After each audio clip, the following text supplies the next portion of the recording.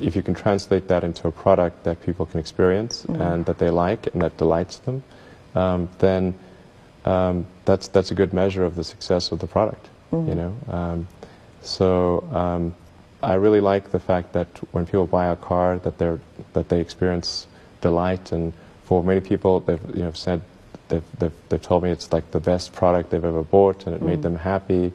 And there was one person who said, like, whenever they feel sad, they can just go to they go to their garage and look at the car, and it makes them happy. And I was like, that's cool. That's really cool. So what actually made them happier? That's what they told me, the car. Yeah. What's your explanation behind this? Why this could make people happier? It's a beautiful car. It does a few things. Like when you approach the car, it senses that you're coming, and the handles extend, and it kind of prepares for you to come, and it's almost like a pet. It's like. But do you still have that kind of freshness when you use the car yourself, or you have been used to that and lost the excitement? In my case, it's a little tricky because I'm always looking for what's wrong. In order to make the car better, I always have to be thinking. I have to think very critically, and so when I see the car, I see all the things that I think need to be fixed to make it better. And so it's certainly it's easy to lose the sense of wonder, or just see the flaws. Because but it's a difficult thing to reconcile, because if you want to make something better, then you must analyze it for the flaws. Yes. And but then that kind of prevents the enjoyment of it. It's a difficult dichotomy. 埃隆·马斯克常说自己要造的是一辆面向未来的汽车。在最近的一次科技大会上，他说道，特斯拉几年内将投入无人驾驶汽车领域。他甚至断言，在遥远的未来，我们可能会认为人类驾驶员不合法，你不能让一个人来操纵重达2吨的死亡机器。It seems that you believe in the fact that we're all going to drive electric cars, and maybe someday only by computers, not by human beings. Yeah. You still believe in that? Well, I think it's fairly clear that, to me at least, that all transport will go fully electric. Better for the world from an environmental standpoint and from an economic standpoint if we transition to electric transport sooner. Will help with pollution and global warming and all that stuff. And I do think we're headed towards an age of autonomous transport where you just summon the car with your phone or something, and then get in and you just tell the computer where you want to go, and it takes you there. It's going to happen very quickly. I think maybe in 4 or 5 years. Yeah, but how do you react to some, the public opinion's skepticism? Because it seems a lot of people are watching you and say, well, let's see how far this can go.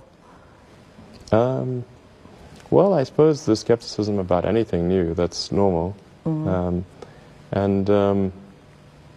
mean, I'm not expecting that people will just believe me, but I think if you look at, generally my predictions, they're more often correct than not. I mean, I'm really just talking about 5 years. We'll have affordable electric cars that go long ranges, and they will be autonomous.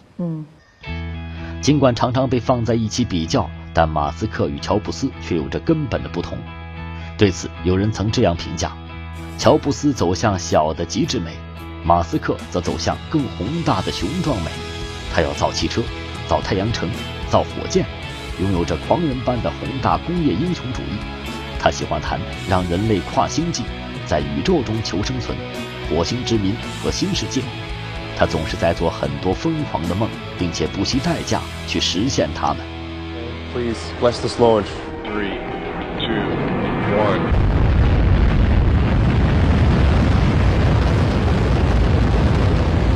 2012年5月31日，马斯克旗下美国太空探索技术公司的龙飞船成功发射，与国际空间站对接后顺利返回地球，开启了太空运载的私人运营时代。对此，有媒体调侃道：世界上掌握了航天器发射回收技术的只有4个，美国、俄罗斯、中国，还有埃隆·马斯克。而他的太空野心并不仅仅局限于此。他还要推进火星移民计划，甚至放言自己要在火星退休。怪不得同样被称为狂人的维珍航空创始人理查·布兰森这样评价他：埃隆·马斯克一方面想要通过电动汽车、太阳城等项目帮助我们保护地球，另外一方面又想通过移民火星计划带领人类逃离地球，奔向火星。How do you see that contradiction? How could you reconcile it? Yeah, it's not exactly a contradiction because I always say it's important for civilization to be a multi-planet species. So it's not like an escape from Earth and then we all leave Earth and try to go to Mars or something like that. Why don't we concentrate on saving the planet instead of having the back door open? Well, I do think that 99% of our effort should be focused on Earth, and really 99.9% of our effort is focused on Earth. Yeah. But I do think it's worth saying, okay, let's take 1% and try to establish a self-sustaining city on Mars and make life multiplanetary. And I think there's a couple of good reasons for that. First of all, there's always the possibility that there could be some terrible thing that happens on Earth that we maybe don't anticipate. If you look at the fossil record and the fact that there have been 5 major extinction events in the last 500 million years, and what happened to the dinosaurs? They used to be here, they're not around anymore. So that's kind of the defensive argument. And then there's the what I call maybe the inspiration argument or the excitement. Building a city on Mars would just be this incredible adventure. That there be things in life that are exciting and inspiring, that when you wake up in the morning, you're like, yes, I'm glad to be alive. And I think having this great adventure would be like that. You know, there's a proverb in Chinese called 杞人忧天, which from 2,000 years ago, there was a man spent the whole day worrying about what if the heaven falls down. So everyone laughed at him and said, why can't you be concerned about something more pragmatic, basically? Sure. So you're the guy who is worrying about maybe another, millenniums away that we need to move to another planet. Well, again, it's not moving to another planet, it's being multi-planet. We're still going to be on Earth, but we'll have Mars too. And we want to become a spacefaring civilization and a multi-planet species and ultimately be out there exploring the stars. I think that's a much more exciting future than a future where we are forever confined to Earth until some eventual extinction event. 说起冒险，说起未来，我们眼前的埃隆·马斯克掩不住一脸兴奋。而冒险的性格或许追溯到家族基因当中。1971年，他出生于南非一个白人家庭，祖父是一位从加拿大来到南非的探险家。埃隆的父亲是一个工程师，母亲则是一位模特、营养师。当别的孩子忙着游戏、打架的时候，童年时代的埃隆却爱上了读书和自学。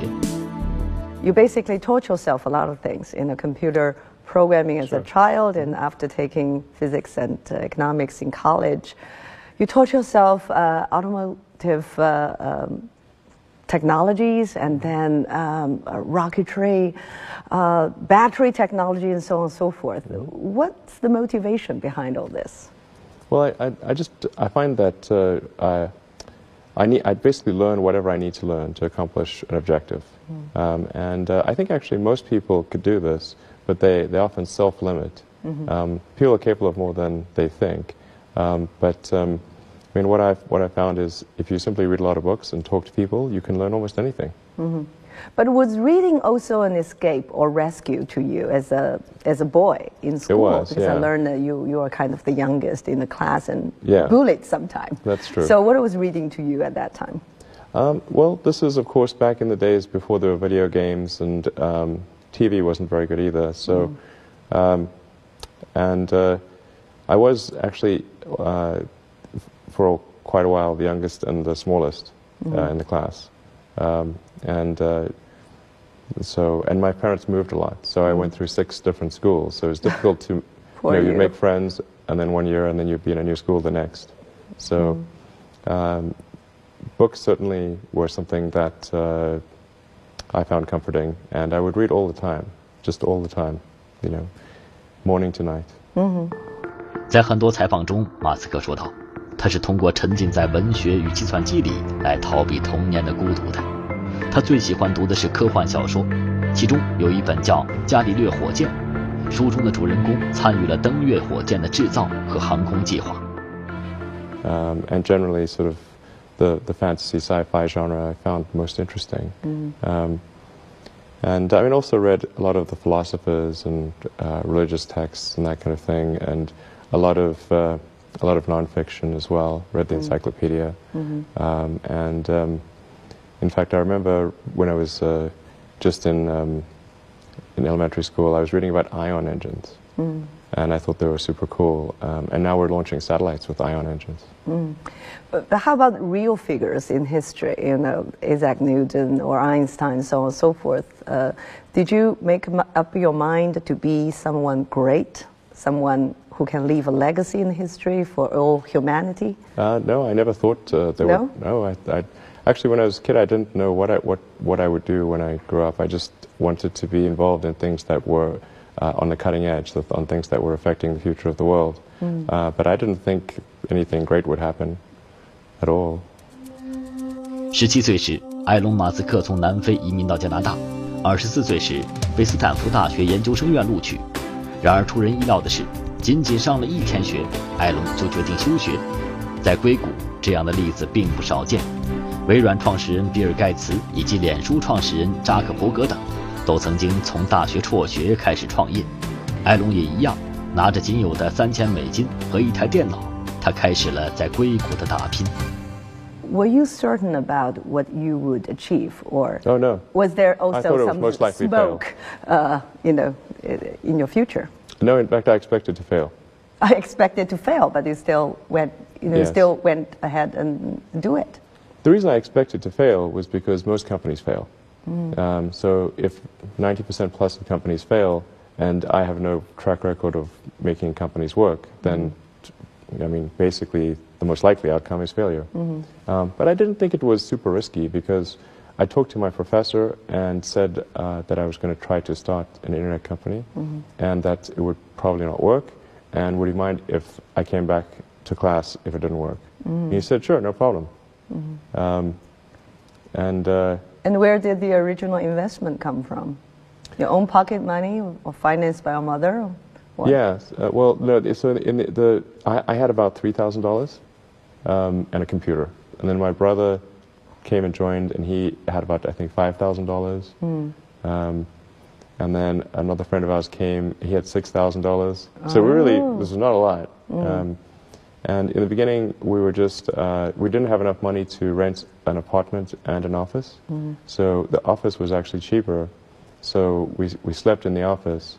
And we thought maybe it was more impressive to have an office. You know, you can't have people come to an apartment. Yeah. But at night, we would just sleep on the couch in the office, and then we would go to the YMCA to shower. And in the very beginning, we only had one computer, so the website only worked during the day, because at night I was programming software.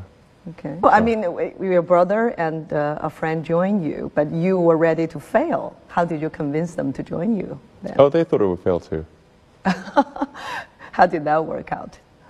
It worked out pretty well in the end. Yeah. We ended up growing the business, and it ended up getting sold for about $300 million. 那时正好是互联网发展的黄金期，硅谷处处上演着一夜暴富的神话。埃隆·马斯克也赶上了好机遇，他创立了一个做媒体电子业务的小公司。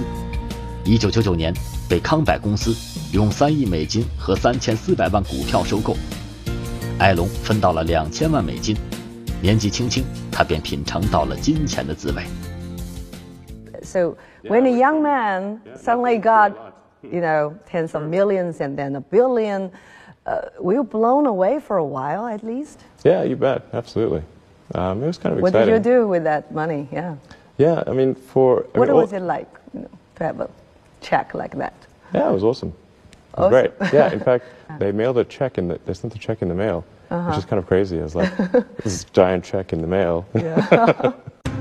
拿着手里的$2000万，埃隆买了一座公寓、一架小型螺旋桨飞机以及一辆麦克拉伦 F1 超级跑车。然而豪车刚到手没几天，就被他撞了个稀烂。Yes. That Yes. was one of the craziest things you did.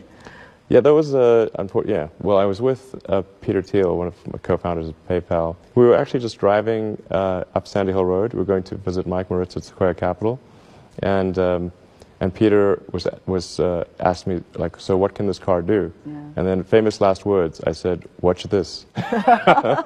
and I floored it and did a lane change, and the back wheels broke loose, and the car spun around. And then we hit the embankment and knocked the car into the air, which continued spinning like a discus, like 3 feet in the air. Bam, landed going the original direction, like it was like in a movie, and blew out the suspension, and like I drove to the side of the road, and I was like, holy cow. That was crazy. Crazy. After that, I took driving lessons on the McLaren, because it's like a difficult car to drive. Are you a very prudent driver nowadays? I think I'm a fairly prudent driver, yes. Yeah.1999年，埃隆创立了大名鼎鼎的电子支付工具贝宝。2002年10月，贝宝被eBay用15亿美元的股票收购。他马不停蹄地用这笔钱创立了2家新公司，特斯拉以及太空探索技术公司。埃隆在硅谷声名鹊起，各项计划也在野心勃勃地推进。正在此时，命运给了他当头一棒，旗下的猎鹰火箭3次发射均遭失败。更糟糕的是，2008年席卷全球的经济危机如期而至，他的公司接连面临倒闭的危险。But I had a tough choice there, because I could either provide all of the money for SpaceX or all of the money for Tesla, and then increase the chance that one of them would survive, or I have to split the money. But if I split the money, then maybe both will die. I mean, you can imagine, like, it's almost like if you had 2 children and you have only so much food, what do you do? So what was the choice? I split it. So at those closest moment of a failure, what did you say to yourself? You know, can I survive this? And no, you didn't question yourself. No, no, it was more. I mean, it was just the difficulty is that in those situations, like, there's so much responsibility that you have to the employees and to the investors who have come along. So it would have been I would have been really disappointed if I had not been able to keep my responsibility to have the company survive. You said you almost had a nervous breakdown. Where did the tenacity or the resilience come from? But I mean, I remember the closest I ever came to a nervous breakdown. I never thought I was someone who, you know, I thought nervous breakdowns, that's ridiculous. You know, why would people have such a thing? But I remember waking up on the Sunday before Christmas in 2008 and thinking, like, damn, this is the closest I've ever gotten, you know. And it was looking pretty grim, because at that point, you know, even though the 4th launch of SpaceX had succeeded, we were still running out of money, because we had three failures and only 1 success. Still not enough. And then the financing round for Tesla had not closed, and we had only 2 days, maybe I think it was like 2 or 3 days maybe, to close it before Christmas. So I was like, man, this could be a really bad end of the year. Maybe both companies will fail. Did you cry? Screams? No, I wasn't. No, I didn't cry. Smash your apartment? No. No. My sleep was difficult. 正当埃隆焦头烂额、绝望之时，他接到了一个性命攸关的电话。这个电话来自美国航空航天局。I wasn't expecting them to call. I actually thought they were on vacation because it was so close to Christmas. You know, I thought it was only a few days before Christmas. So I thought, well, there's no way they're going to call. They must have gone home for the year. 而这通电话成了他的救命稻草。But they called and they said that SpaceX had won this $1.4 billion contract. What was your reaction to that piece of news? You know, I said, I love you. Which I don't think is a normal response for NASA contracting officers. Yeah. You know. So that was good. And then a few days later, we closed the Tesla financing round on the last hour of the last day when it was possible, which was 6 p.m. Christmas Eve, 2008. 埃隆·马斯克的公司死里逃生，他也从中学到了最宝贵的一课：那就是如何面对失败。早在猎鹰火箭接连发射失败时，就有人问他：“你怎么会这么乐观？”他说：“别跟我提什么乐观悲观，我只想要把事情做成。”还有人问他：“你从发射失败中学到了什么？”他回答：“我学到了发射成功得有点耐心。” So failures are not the most terrible things. Well, you have to learn from it and react to it. Yeah, exactly. When you're building something new, there's going to be mistakes. Yeah. And it's important to recognize those mistakes, acknowledge them, and take corrective action. And the success of a company is very much more about how quick are you to fix the mistakes, not will you make mistakes. Or admit mistakes. Yeah, absolutely. Yeah. And if you see the difference between a startup that is successful and one that is not, and it's because the successful one, they both made mistakes, but the successful one recognized the mistakes, fixed them very quickly, and the unsuccessful one tries to deny that the mistakes exist. You know, extremely smart people are sometimes quite arrogant because they believe in what they believe in, right? And so when they face criticism, it's less likely to admit, you know, they can make mistakes.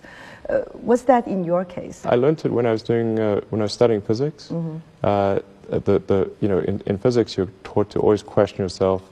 You're taught to always assume that you're wrong, not assume that you're right, and you have to prove yourself not wrong. And so I think that physics framework is really where I learned it, and it's very effective for learning counterintuitive things that aren't obvious. So you are very famous in saying that failure is actually an option, and if you're not failing, that means you're not innovative enough. Yeah, I mean, it's not like I like failure. I mean, who likes failure is terrible. But if you only do things that are certain to succeed, then you're only going to be doing very obvious things.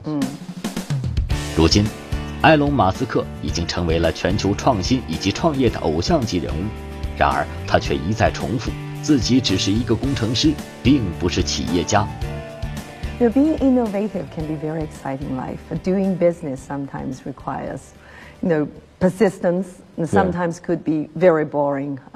Do you have the same fun from innovation as from business, running a business? Well, I mean, or would I guess, you rather to be just an innovator, engineer, instead of a business owner or runner? I mean, I'd love to just do innovation and just do engineering. But you raise a good point, because you know, a lot of life in general, in any job, there's like you have to do your chores. You know, there's because nobody else can do that for you, right? Well, it's I think to be successful at almost anything, you have to do the tough stuff and as well as the enjoyable stuff. You have to do the boring stuff as well as the non-boring stuff. And if you don't do your chores, then bad things will happen. But if they don't do the things that they don't like to do, then the company will be in trouble. Like you have to, you basically. Like it's more fun to cook the meal than to clean the dishes, okay? But you need to clean the dishes. You need to do both. Yes, you need to do both, exactly. So what are some of the ideas that excite you today? Because there are so many brilliant ideas around the world. How could you keep focused on the things you're doing instead of being distracted by so many other good ideas? There's a lot of opportunity in electrification of cars, of aircraft, and of boats. And I think there's a particular opportunity for a supersonic vertical takeoff and landing electric jet. That's something I'd love to do at some point in the future if my time allows. 他是自学成才的天才，也是5个男孩的父亲。他是一个传统教育离经叛道者。他将如何教育自己的孩子，又将如何面对未来的自己？下节请继续收看杨澜专访特斯拉首席执行官埃隆·马斯克。本栏目由一汽大众奥迪品牌独家冠名播出。他是自学成才的天才，也是5个男孩的父亲。他不断挑战人类想象力的边界。Were you certain about what you would achieve? Oh no, I thought it was most likely fail. 31岁成为亿万富翁，10年时间制造出了世界价格最低的运载火箭，开辟私人探索太空时代。这个出生于南非的内向男孩，又如何成为全球最炙手可热的科技领袖？杨澜专访特斯拉 CEO 埃隆·马斯克，北京卫视正在播出，敬请收看。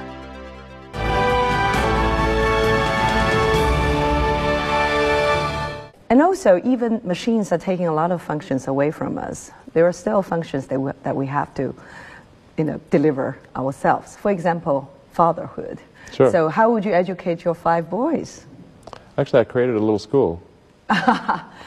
Yeah. What kind of school? Could you describe to us? Sure. It's small. It's only got 14 kids now, and it'll have 20 kids in September. It's called Ad Astra, which means to the stars. That's maybe a bit different from most other schools, is that there aren't any grades. There's no like not grade 1, grade 2, grade 3 type of thing. Making all the children go in the same grade at the same time, like an assembly line. I know.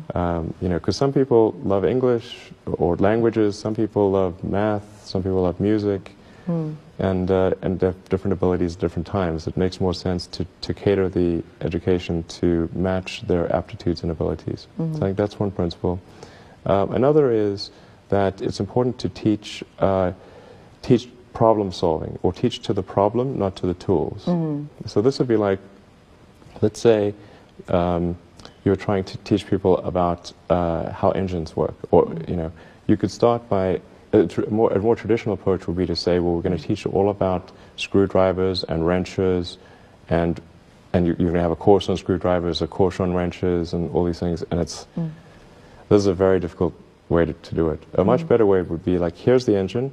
Now let's take it apart. How are we going to take it apart? Oh, you need a screwdriver. That's what the screwdriver is for. You need a wrench. That's what the wrench is for. And then a very important thing happens, which is that the relevance of the tools becomes apparent. So all your 5 boys are in that school? Yes. Until when? This is from I don't know. preschool So far, to... it's only 1-year-old. But they like it. They like it? Yeah. And you want to keep them away from regular schools? No, I just didn't see that the regular schools they weren't doing the things that I thought should be done. Like, those 2 principles, they weren't adhering to those principles. So I thought, well, let's see what we can do. Maybe creating a school will be better. And I actually hired a teacher from the school they were at, who also agreed with me that there was a better way to do it. Have they surprised you in a way of their innovative thinking? Yeah, it seems to be going pretty well. The kids really love going to school. I think that's a good sign. I hated going to school when I was a kid. It was torture. So the fact that they actually think vacations are too long, like they want to go back to school. Wow. Yeah, exactly. That's weird. I know. Well, there are so many young people, the millennial generation, who wants to start up their own company with the, all these accessibility of the internet and such a big market here in China. What's your advice for them? Because sometimes they may easily go to the daydreaming part or the wishful thinking part. Sure. What's the balance between imagination and, pragmatism, basically? I do think that, in terms of creating a company, what Edison said, which was like it's 1% inspiration, 99% perspiration, is true. So a lot of it in creating a company is execution. Like, you start off with an idea, and that idea is mostly wrong. And then you adapt that idea and keep refining it, and you listen to criticism. Some criticism you discard, try to discard the wrong criticism, try to listen to the correct criticism, and then engage in sort of recursive self-improvement and constantly refining it and making it better. And you have to work super hard, and that's very important. And then just keep iterating on a loop which says, am I doing something useful for other people? Because that's what a company is supposed to do. A company is just a group of people gathered together to produce a product or service. And a company should only exist if that product or service is truly useful to customers. 埃隆·马斯克无疑是一个面向未来的梦想家，尽情地描绘未来人类社会的图景。那么，他又会如何畅想20年后的自己呢？ I guess, you're not going to be running Tesla all the time, or what's the next step for you? Well, certainly I'll be running Tesla and SpaceX into the foreseeable future. I've got a key goal with with Tesla is to be able to make an affordable, great electric car. A sort of third-generation car. Because you can only change the world for electric cars if people can afford to buy a great electric car. Affordable electric cars are not great. and the great electric cars are not affordable. And we need them great electric cars that are affordable. So that's the goal with SpaceX, with Tesla. Now with SpaceX, it's a bit of a longer-term goal because we need to make reusability work with rockets. That's fundamental to improving the cost of spaceflight by a factor of 100. Yeah. And then we need to make the rockets really big and be able to send large amounts of people and cargo to Mars. And right now, nobody's been to Mars. So this is a very tall hill to climb. Do you want to be one of those to try the trip? I'd like to. I mean, I'll go as long as I think SpaceX will be okay without me, then I'll go to Mars. So do you feel there is a kind of destiny for you? No?